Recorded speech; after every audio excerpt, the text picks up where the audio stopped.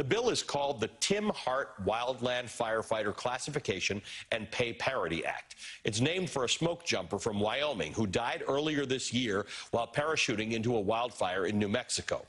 Tim Hart's widow, Michelle, has been among those speaking out about firefighters' unreasonable conditions.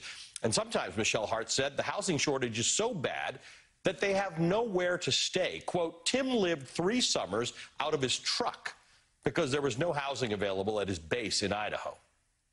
Joining us now is the Democratic Congressman Joe Neguse of Colorado. He's a member of the House Select Committee on the Climate Crisis and the co-chair of the Congressional Bipartisan Wildfire Caucus.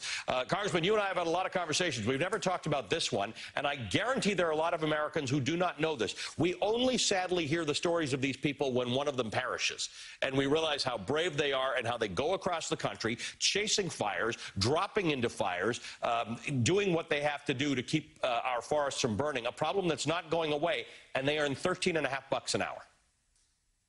Well, you're precisely right. And good evening, Ali, and it's great to be with you. Thanks for having me on.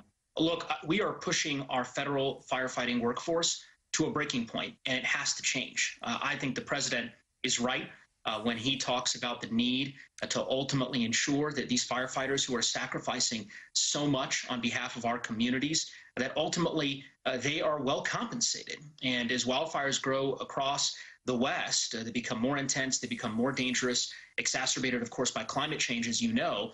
Federal firefighters are leaving behind their lives, their families for months at a time, working on average 16-hour daily shifts, as you said, in some cases literally sleeping in the dirt with incredibly limited time off to reset and to reconnect with loved ones. These are highly skilled individuals, and their vital services support literally every major wildfire response in the United States.